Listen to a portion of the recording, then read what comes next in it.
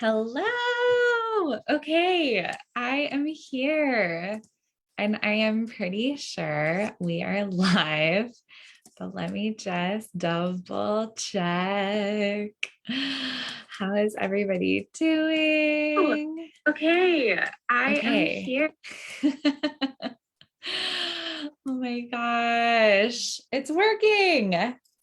Thank you so much, Team Uncover, for making all the things work. This is gonna be so good. And let me just pull up double screens here so I can see your comments.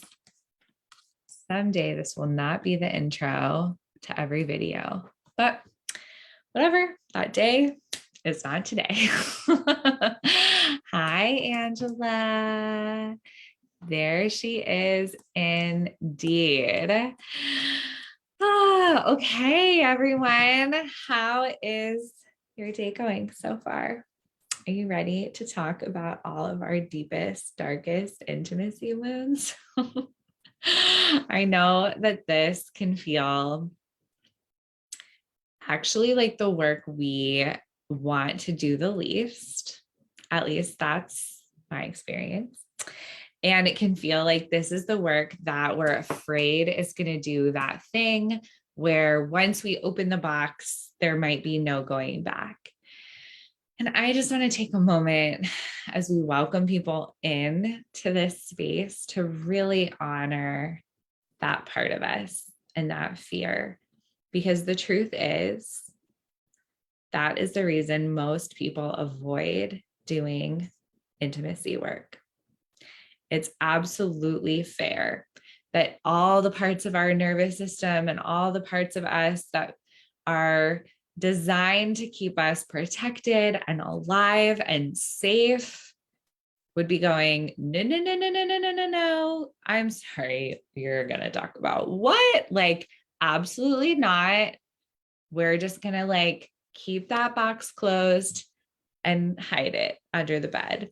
Intimacy wounds, no, thank you.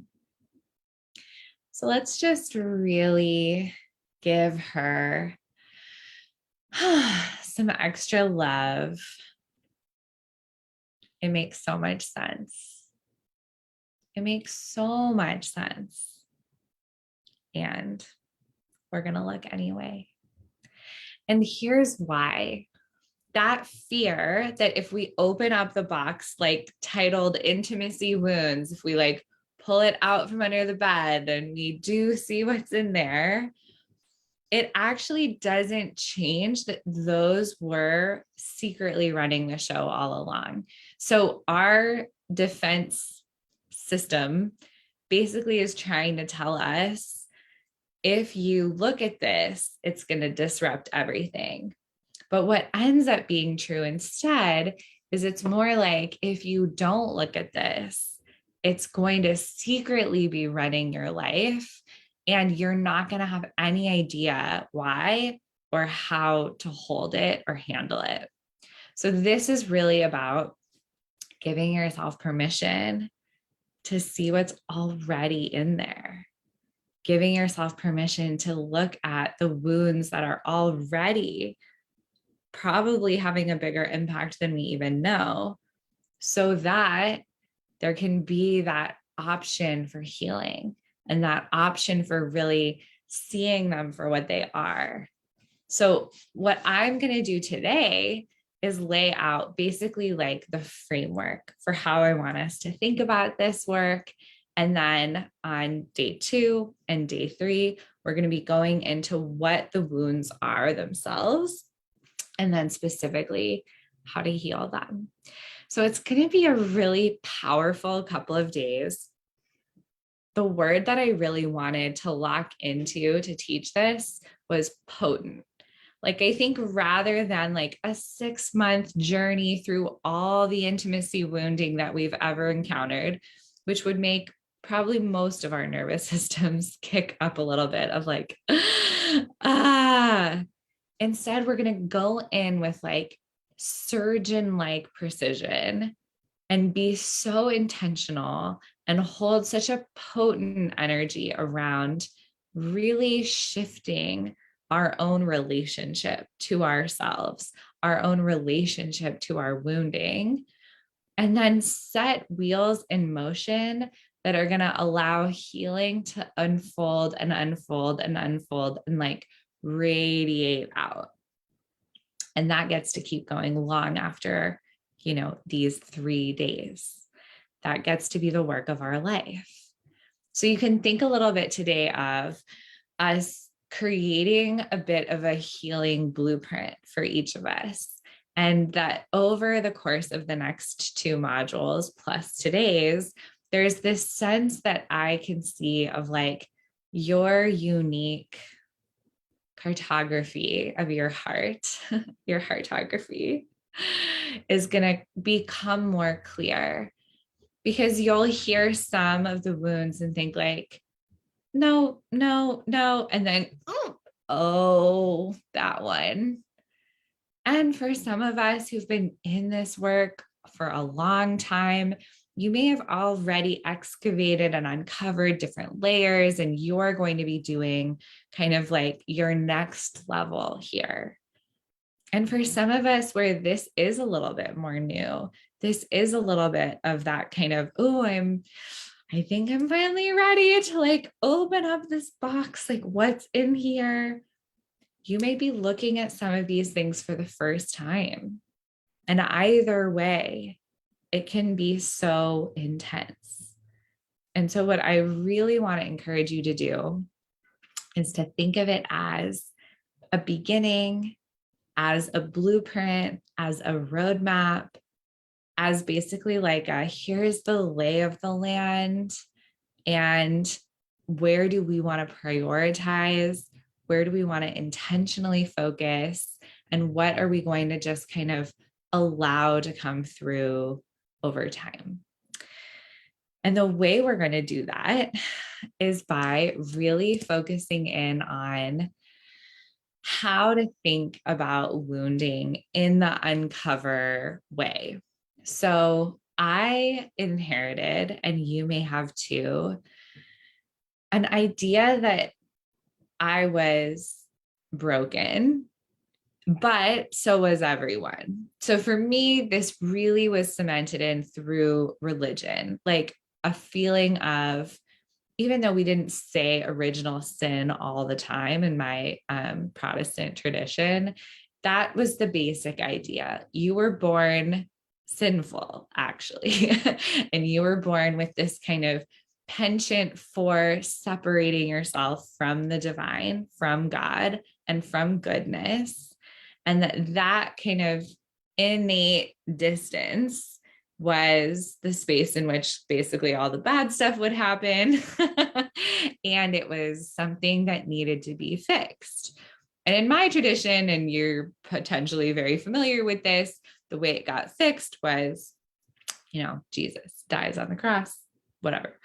Not whatever, but like, it was kind of like, yes, you're broken. Yes, it's not good. Something has taken care of it, but like you actually should still kind of watch out. And that desire and that blueprinting and that penchant to like sin is going to always be there. But what I will say is that what went along with that was a sense that so was everyone. It wasn't like you, Kim, are the only broken one.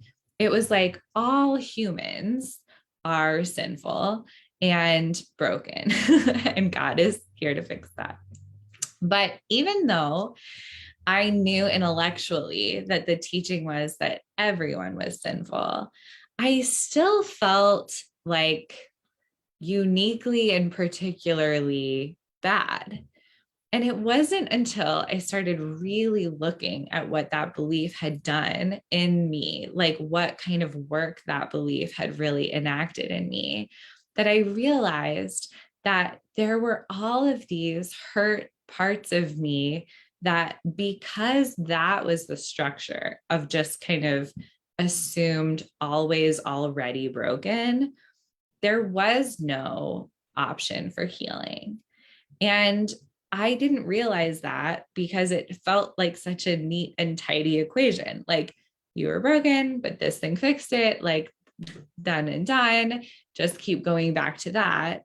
But actually, there were all of these kind of like hurt and tender places, some that I think were the result of trauma, some that were the result of conditioning, some maybe that were just like a little thumbprint on my heart from the beginning. I don't know.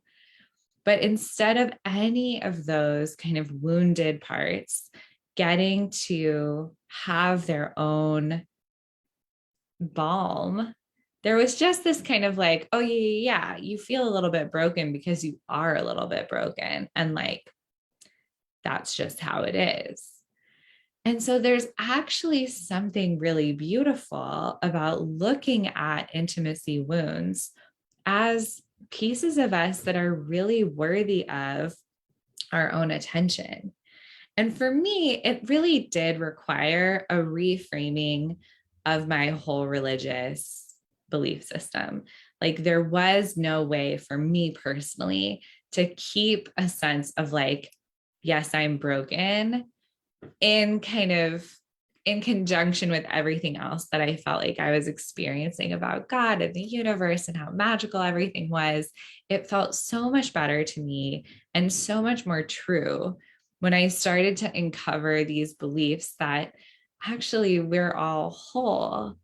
Actually, we are remembering our wholeness, uncovering our wholeness, but not a broken thing in need of mending. More like, oh, these even wounded parts are a place where like light in us is being blocked, actually, and light in us that is innately there, and I believe innately divine, is trying to come through. And so, if that's supportive to you, I want to offer that framework for how we're thinking about what wounding is and how we're thinking about what healing is. That instead of it being like you had a broken part that we're patching up, it's more like, this is like a little area where my light hasn't been able to fully come through, and I'm going to uncover it and I'm going to really kind of like clear some of that away. And if that's the way we're thinking about the work of healing, first of all, it stops recreating that narrative that something's wrong. It's more about getting into that place. And you've probably heard me say this so many times now, but where we're going from, this is already good. How can I let it get even better? And that's really how I feel about you, about me, about our spirits. Not that, oh God, like we're so broken. How are we going to heal all of this woundedness? But more like, this light is so ready to come through. What else can we remove to make sure that it's completely unblocked and your full radiance can just come out? So I really invite you to step in that way. And the next framework that I'd love to offer about the way we think about our wounds, especially in this program where that really is the main focus, intimacy wounding and the way that it impacts us in relationships obviously comes up in the relationship course. We talk a little bit about it in the flirting course on safety. It comes up shockingly, but maybe not for some of you, in the money program. So when we get to that in leadership, there are all these places where our intimacy wounds show up and, like I said, kind of secretly run the show. But this is the one program, and this is really why I wanted to add it into the Intimacy Incubator catalog. This is the one program where it's only this. It's only this, and we're focusing in right here on this. And what that means is the way we think about it can be really, it's just really important. So in addition to that kind of invitation to think about wholeness and light and radiance truly being your natural state, and that our healing process is about unblocking it, I want to also offer thinking about each of our intimacy wounds, especially as we encounter them over the next few days, as parts of us that are in need of extra love, not discipline, not shaming, not even exposing. Sometimes in defense mechanism kind of mode, I'll see a part of me that I don't love and I'll mock her, or I'll try to hide her, like get quiet, tamp it down. And instead of any of those reactions, and they all make so much sense, I really want to invite you to think of these as parts of us that are just saying, I need more. I need more love. And that the way we put these two kind of ways of thinking together is that that is the need that kicks off the process of healing that ends up unblocking the light. So if we can let ourselves listen to the intimacy wound, if we can let ourselves really see it as a part of us that's just saying, I need more from you. I need to be held. I need to be loved. And that in that interaction, as we kind of loosen our grip on it and really look and really allow that love to come through, we're unblocking the light more and more. So as we go into, abandonment, excess, separation, all the intimacy wounds that we're going to be covering, and really looking at like, where do these come from? What are they saying? What is that core wound that they're getting at? What is the voice they're using? Why does it kick up so much for us? What is it threatening in us? And then, of course, ultimately, what does it ask for from us? What is that kind of nurturing, healing place that's meant to come alchemize that wounded voice and ultimately just continue to shower that part of us with so much love that the healing is set in motion and the light is getting unblocked? So that is going to be how we go in. And that is going to be the way we talk about this. And it's so important to me to really set that parameter so that it doesn't feel like we're here because you're broken. We're here because you're just covered in wounds. And, it's going to take a ton of work to fix all this. You're so messed up. And the truth is, if we're not careful, even when we approach this work with such reverence and such devotion, there can be parts of us that receive it that way. Like, oh man, finally, you're so broken. You've been needing this.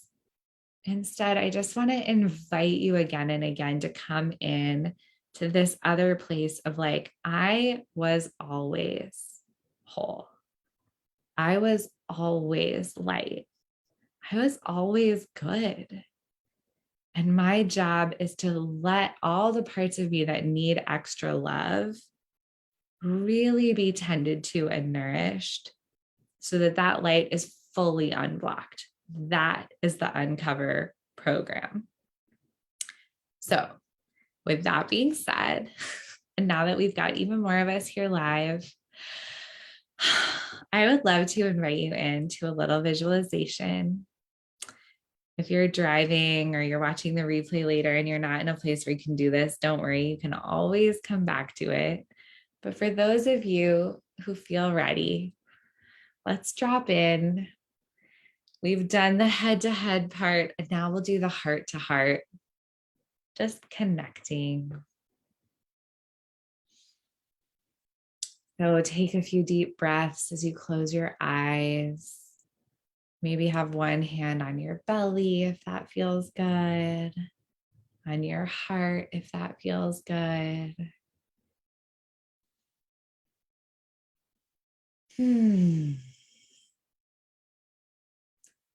And just bring your attention to your body. So much of what we carry lives in this body, in this vessel, in these different parts of us, lives in those secret places that we store our fears and our memories, our regrets, our anger, our sadness, our grief. And maybe notice if your attention goes anywhere in particular, your hips, your hands, your neck, your jaw, your pussy, your feet. And if there's any body part of you that just needs that extra love infusion, let yourself send your energy there now.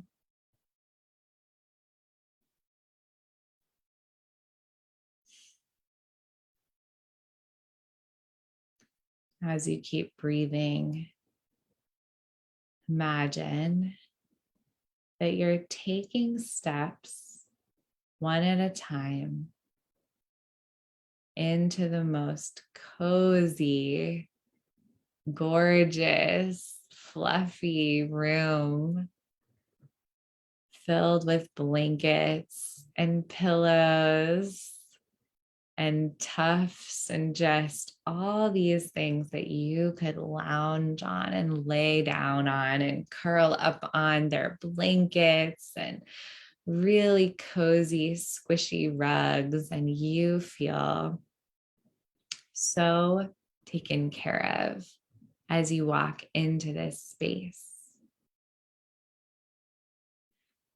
And then let yourself see you choose a place to sit and make yourself right at home. Maybe you're sitting on a blanket.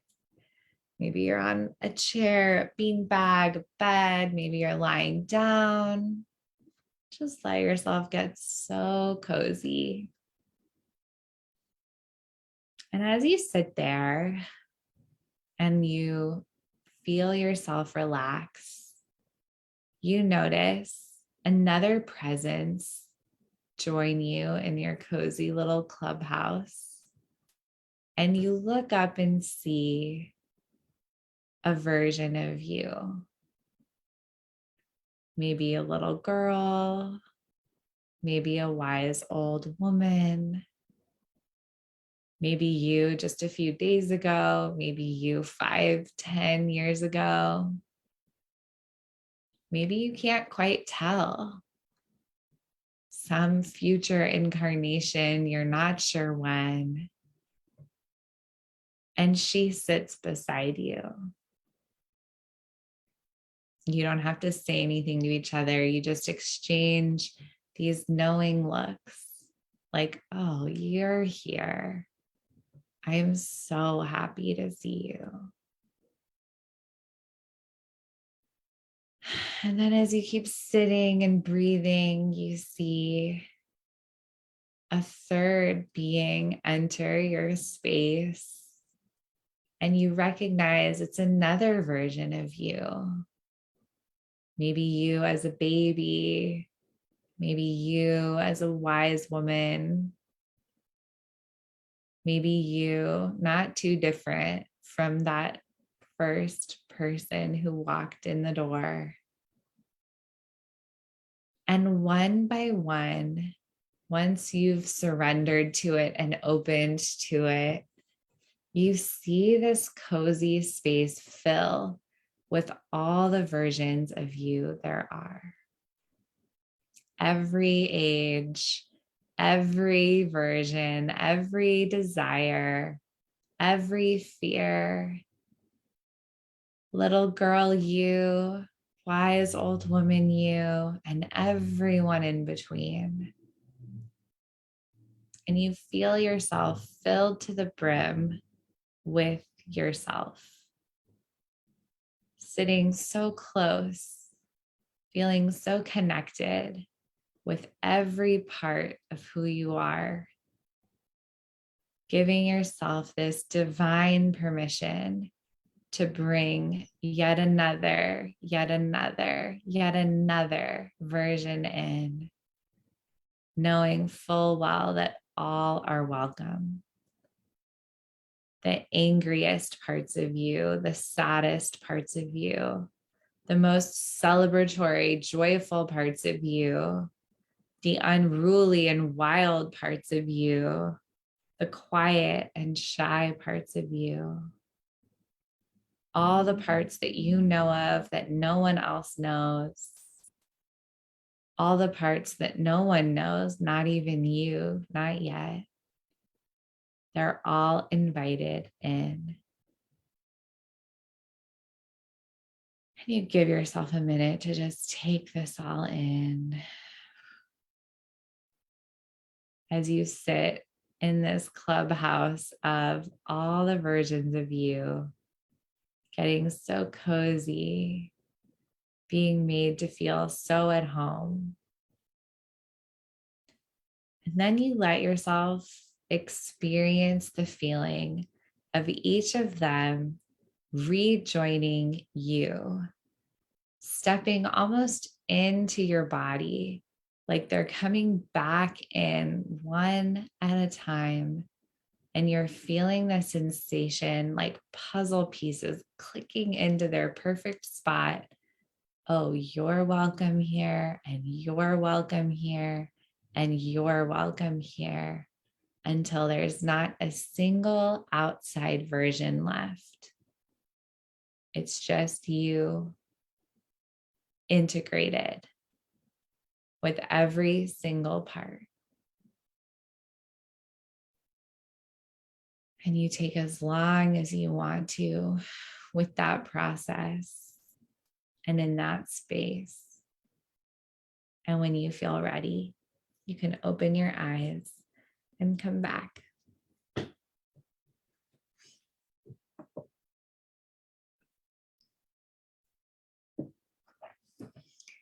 So, as we open up the space, the initiation in to healing these parts of us and to really giving ourselves permission to shine with that full radiance, I want to share that I've been undergoing my own initiation, as always, when I agree to teach something. And when I say agree, and if you've been working with me a little while, you might recognize this language, but I view all of the work that we do here and that I kind of allow to come through me as having its own voice and its own kind of sovereignty. And I am chatting with it usually. And there's a little bit of a feeling of like, okay, yes, like I'm saying yes to delivering this thing that wants to come through.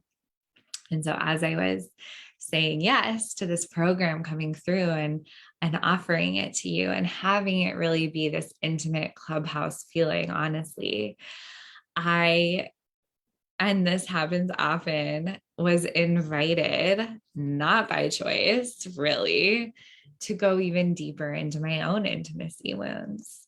So last night, right on cue, day before this is beginning, I got in one of the biggest fights with Nick, my fiance, that we've ever had, ever. And when I'm looking at it today, thank goddess in the light of day, I see so much of my own intimacy wounding clashing right up against so much of his, of course. And I just want to share that this is what happens when we say yes to the healing that we are meant to be transmitting.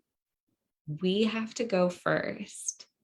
Now, some of you have heard that occasionally my initiations are sweet, like the month that we did the million, and my initiation was to receive money because we were teaching the abundance program. Or the relationships program and I got a little initiation of getting engaged. Not last night.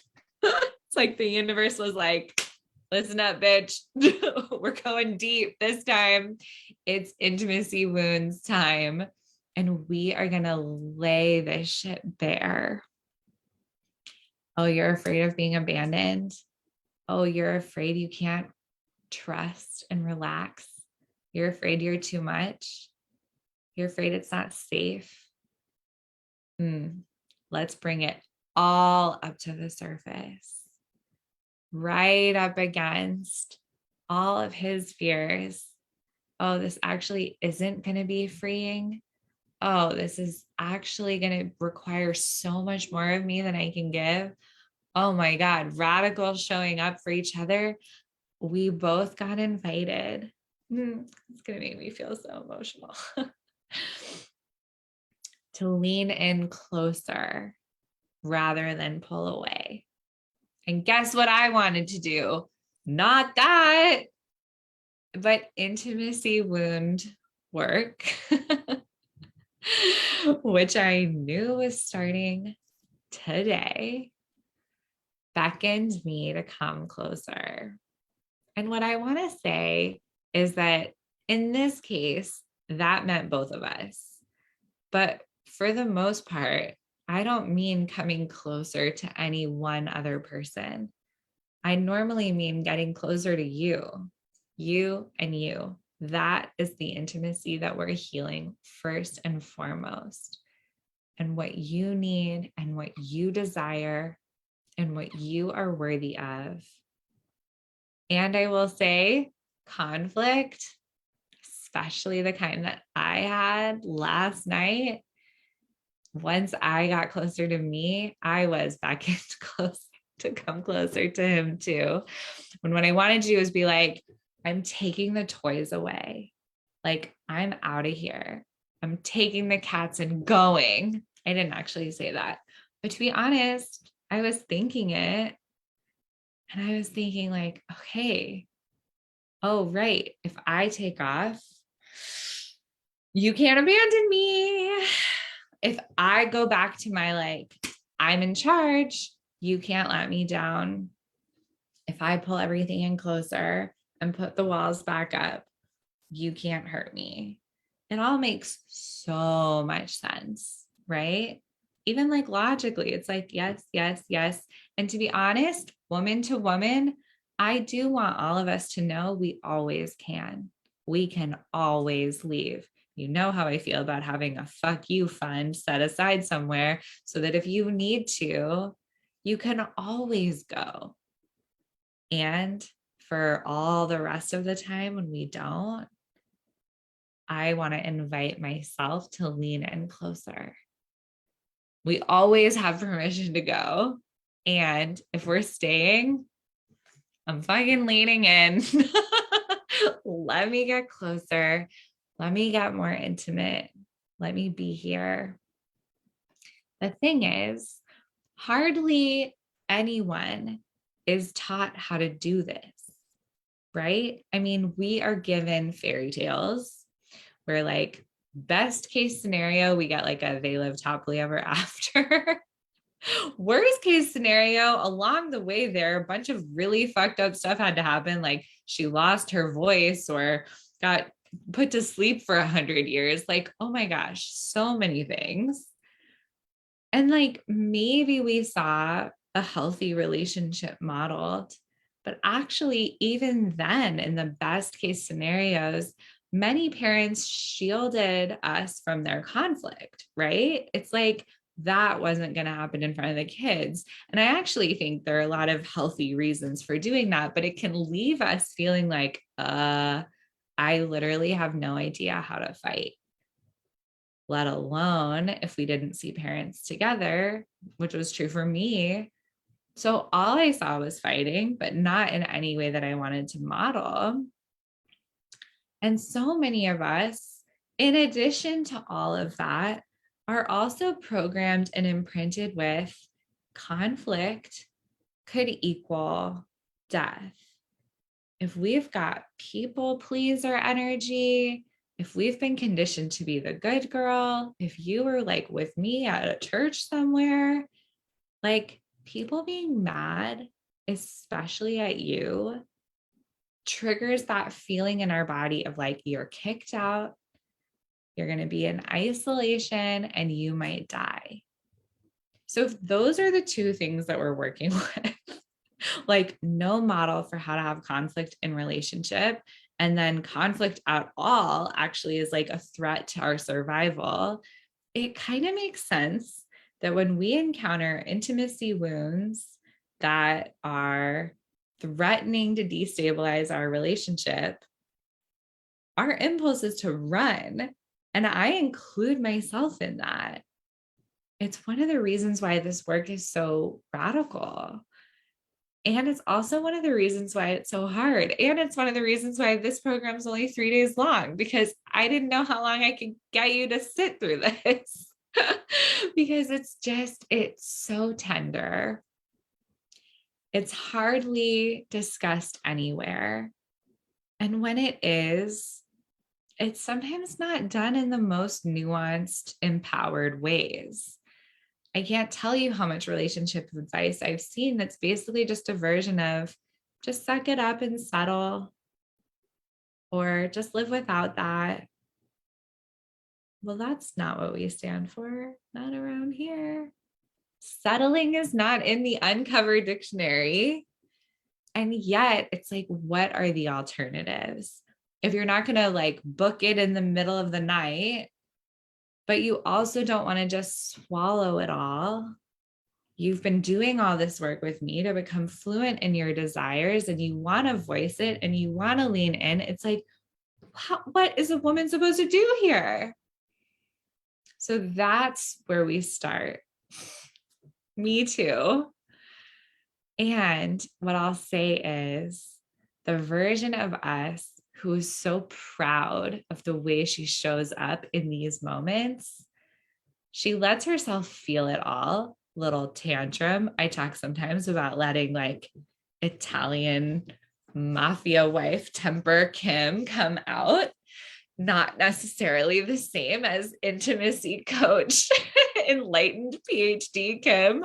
I'm like smoking a cigarette with a black fishnet veil, plotting like who I'm going to murder, like that energy. Frankly, would probably be interesting to do some coaching as her. But for now, she tends to come out mid argument. But after you feel all the feels and you come back to the truth, there's that feeling of like, okay, can I sit with what's getting triggered here? And some of it is so real that you do walk away. And of course, we've all done that. Every relationship I've ended was when I sat with it and saw, actually, there's a hard line here. And I don't have to be in my burn it down energy, although sometimes I was, to see that like, this is not where I'm going to stay. And then there are days like today where when I sit with it and I come back in, bless his heart for now, I'm like, no, Nick is the one. What's getting triggered in me that's making this feel so unsafe and scary? When I sort it out and look at it, how much of it is a desire I need to voice? How much of it is a wound that I get to heal? Where do those meet and intersect and dance together? Because it's usually all of it. But what I will say is that fluency in the language of my own wounding and the places where I most long for healing helps so much, because then I've got the words. This is what that triggered in me. This is what I need. You still have so much sovereignty, right? Because at that point, if they can't do it or won't do it, you may have another choice to make. But it's not just because you like blacked out and like lit a whole Italian village on fire. It's because you went in. And so, what I really want to encourage you to think about as we kind of use today to open up the curtains on this space, and then tomorrow we'll start getting into what the wounds are. And I'll give you an update on my current situation. I really want to encourage you to think of all of this as the opposite in every way of gaslighting. Like, we are not going to be spending time being like, oh, you felt that? Here's how to squash it. Oh, that got triggered. Just like shove it back in there. It's going to be so much about like looking with the softest eyes on the parts of us that do sometimes say like, ow. Oh, what do I need here? What do I need here from you? What do I need here from me? What do I need here that I just get to come back to and remember? Is it time for me to go rewatch the Intimacy Wounds class? Okay, log into my members site. So it's really not about you no longer feeling any of the feelings or having the wounds kind of like disappear. And actually, for some of you, that might feel painful to think like, what? I signed up for this program and at the end, I'm still going to have wounds. Like, what the fuck? But it's not about getting rid of them. It's about allowing them to heal. And it's about knowing how to listen to what they're saying and what's going on, and bit by bit, uncovering more and more so that that wholeness in us is what's shining through. So I'm going to leave us there for today. Let yourself do that meditation as many times as you want. If you feel like you're still integrating pieces and parts and versions, just know there is no quota. You can't have too much. You can't be too much. We'll start talking about that even more tomorrow. And then tomorrow we'll be diving into the wounds and the healing, and we'll pick up from there. Thank you for doing this brave work with me. I love you. See you in module 2.